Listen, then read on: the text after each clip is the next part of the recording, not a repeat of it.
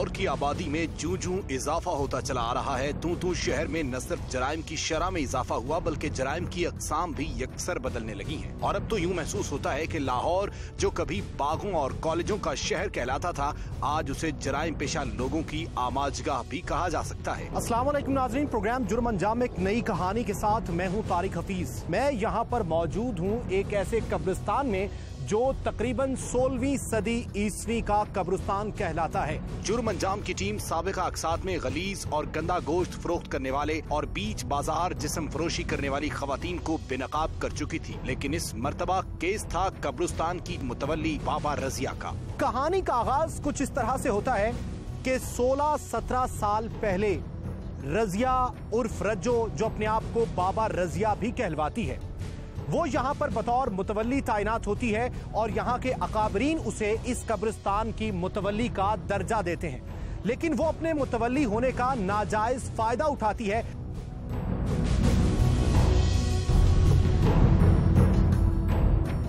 औरत की जुर्रत कैसे हुई है कि वो एक कब्रिस्तान की जगह को इस तरह से फरोख्त कर दे। बहुत से वाकयात हमारे सामने आते हैं, लेकिन इस किस्म की घिनौनी हरकत और घिनौनी साजिश जो है वो पहली मर्तबा जुर्म अंजाम की टीम आपके सामने ला रही है।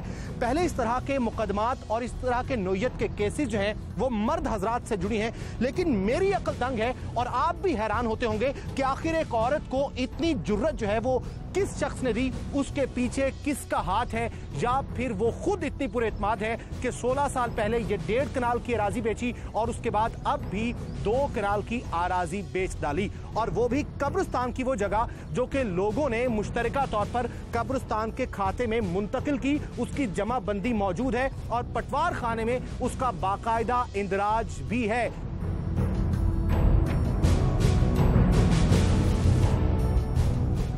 आइए कुछ बात भी करेंगे और मजीद हकायक से पर्दा उठाएंगे। हमारे साथ रहिए।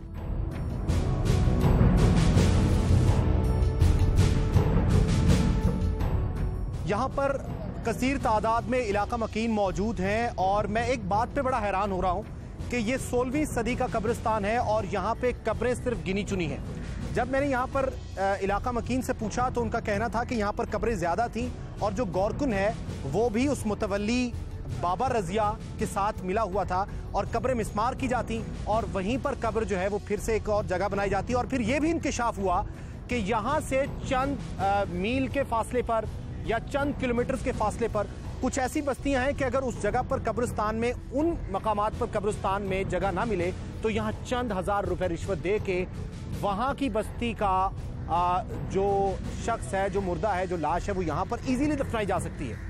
यानी कब्रिस्तान में भी करप्शन की दास्तानें मंजरे आम पर आ रही हैं। और फिर अगर कुछ मजीद तहकीकात की, मजीद कुछ पूछा और मजीद क्या चीजें सामने आई, ये भी आपको बताएंगे प्रोग्राम में। लेकिन मैं चाहता हूँ इनसे पहले बात कर लें, आपने कभी रोका नहीं उन्हें, या आपको इस बात का इल्म कब हुआ कि यहाँ पर कब्जा किया जा रहा है? 3 दिन हो गया हमें पता चला है कि यहाँ अपना उन्होंने आके ना चारद्वारी कर रहे थे। हमने पुलिस को इतला दी, पुलिस की गाड़ी हमारे साथ आई है और हमने आकर इस जो ईंटें वगैरह लगा रहे थे वो हमने सारी तोड़ फोड़ कर दी और अपना वो भाग गए। कुछ आदमी पकड़े गए, फिर हमने FIR दर्ज कराई है। आपको जब पता चला तो आपने मामला उठाया, बस्ती वालों से डिस्कस किया इसे? हमने सब ने अपने इलाके के जितने भी मुज़्ज़िज़ीन हैं उन सब से ये मसला डिस्कस किया और सबको जब सबके इल्म में ये बात आई, सब ने कब्रिस्तान का रुख किया। जब हमने आके यहाँ पे देखा तो दीवारें हो रही थी। उसके बाद हमने पुलिस को इतला दी।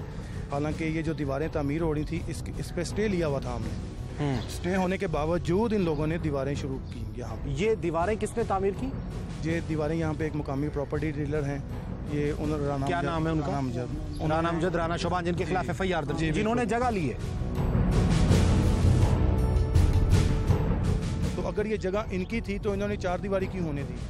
4 दीवारी गवर्नमेंट की है, तो इसका मतलब है ये जगह। नुक्ते की बात है नाज़रीन कि यहाँ पर जब ये 4 दीवारी हुई, जब MPA ने अपने फंड से यहाँ पे करवा रहे थे, तो उस वक्त जो जगह फरोख्त की गई है जिसपे बाद में राना अमजद और राना शोबान जो है वो आके वहाँ पे कब्जा कर रहे थे, तो उस वक्त वो नहीं बोले कि ये हमारी जगह है। उसने ये वाला 2 कनाल का जो रकबा है वो, तो ये जो किराए पे दिया, ये किराया क्या कब्रिस्तान की डेवलपमेंट पे खर्च होना था? होना तो चाहिए था। ये वो जगह है जो गवर्नमेंट ने खुद काम करवाया है। ये 4 बार बाउंड्री जितनी बनी है कब्रिस्तान की, सारी बाउंड्री भी अपना MPA साहब ने करवाई है। ये हमने सरकारी फंड से 4 दीवारी करवाई है, ये फर्श बनवाया है ये लैट्रीन वगैरह बनवाई हैं, उस वक्त किसी ने नहीं हमें मना किया कि ये हमारी जगह है, या तो उस वक्त वो कहते हैं ना कि हमारी ये जगह है। तो ये फरोख्त कितने में की है इन्होंने? ये 2 लाख रुपए तकरीबन। 2 लाख मरला। 2 कनाल ये रकबा उसने पहले 15-16 साल पहले बेचा है। उसके बाद आप 15-16 साल पहले उसने ये रकबा बेचा है, तो आपने कभी मुनाफिकत की है ना, उसने बताया ही नहीं। क्या कहा था उसने? पूछा नहीं कहा आपने? कि ये किराए पर दिया, ये वैसे ही उसने टाल टोल करके ना तो बात को टाल दिया इसको। एक अकेली औरत इतना कुछ कर रही थी? ये बात ये कि सारे गांव वाले जो है ना, इन्होंने मुश्तरका तौर पे इन खानदान वालों ने ना इनको बिठाया हुआ था, यहाँ पे मुतवली बनाया था। जगह भी आपने दी हुई थी? जगह भी ये हमारे जो जगह भी दी थी, अपने खानदान की जगह हमारे मुतवली, ये हमारे ठीक है, ये मुतवली थे और ये शहजाद इनके अपने खानदान की जगह इन्होंने दी हुई है। तो फिर इसका किराया कहाँ गया? पूछा नहीं कभी आपने? नहीं, हमने नहीं। आपने भी कभी नहीं पूछा? नहीं सर।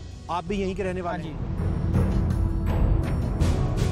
तो वैसे यहाँ पे जगह का क्या रेट चल रहा है? ये 3 से ऊपर है, उन्होंने आगे 3 में फरोख्त भी कर दिया। अच्छा, 2 का लेके 3 में फरोख्त कर दिया। जी। तो ये कब्जा वो जिनको फरोख्त किया वो करने आए हुए थे? नहीं, अभी वो कब्जा वही कर रहे हैं, मिल के ही कर रहे थे सर। अच्छा, पहले जिन्होंने खरीदी और जो बाद में खरीदी। सारे उधर वाला सन पहले थे। अच्छा, उसके वालिद यहाँ पे मुतवल्ली थे? जी। वो शरीफ आदमी हाँ थे? जी, बिल्कुल। उन्होंने कुछ नहीं किया, ना उन्होंने सेल की, ना कोई बेची, ना कोई काम किया। अब ये नस्ल है जो ये बेचना चाहती है। उन्होंने अपनी जिंदगी में एक अपना इंच भी नहीं बेचा। यानी इसका मतलब ये हुआ कि वालिद की जो अच्छी शोहरत है उसका भरपूर फायदा उठाया गया नाजायज, और इनका इत्माद उनके वालिद ने जीता और उसका फायदा उठाया रजिया ने, और यहाँ की मुतवल्ली बन बैठी वालिद के बाद। बड़े अफसोस की बात है। वैसे ये मामला सामने आया तो आप लोगों ने हिम्मत तो की है, लेकिन क्यों सामने आया? क्या आंखों में धूल झोंकती रही वो? नहीं, वो ऐसा तो किसी को पता ही नहीं चला ना कि कोई ऐसा मामला हो रहा है। ये खामोशी से हुआ है। जब उन्होंने दीवारें की तो जब पता चला तो सारा गांव इकट्ठा होकर इधर आ गया, और आते उन्होंने उसको रोका। उसके बाद एहतजाज किया, पुलिस आ गई, FIR दर्ज हो गई।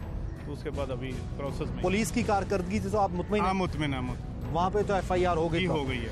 तो आपने इस हवाले से कोई सियासी सुख भी इस्तेमाल किया, ऊपर भी राब्ते किए? जिसका हमने स्टे भी ले लिया है, और ऊपर MP और MNA साहब के नॉलेज में हम ले आए हैं।